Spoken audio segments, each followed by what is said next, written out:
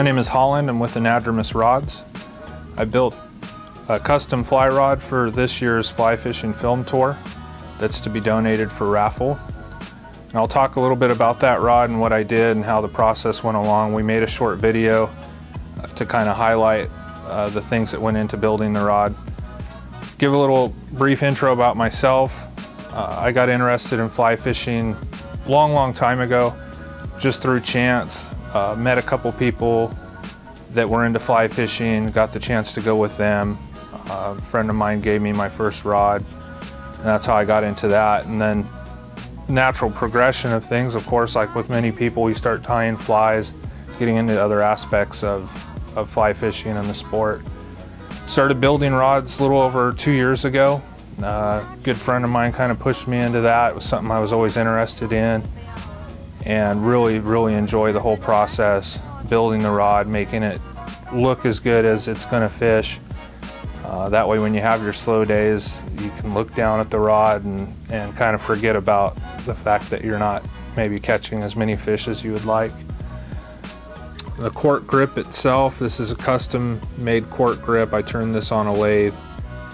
A few different types of cork here. There's a variegated blue, also a variegated red, and then each end is capped off with a blue burl, red burl, and then a burnt burl. Kind of a full Wells style grip that fits the hand really well.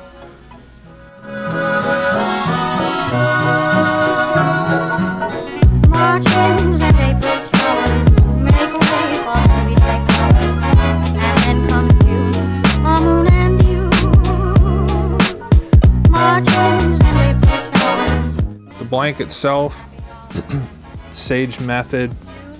It's a 5-weight, 9-foot rod.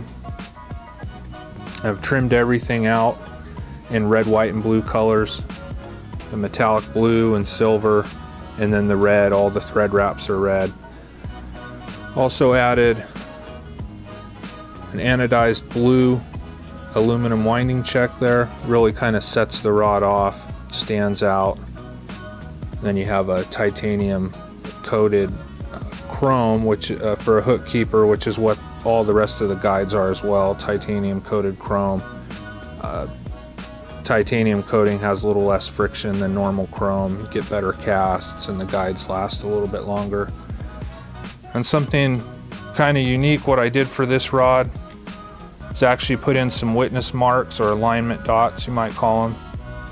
And what I did is there's actual little holographic star here that you can see, and that star points or lines up to a little silver metallic dot on the female ferrule.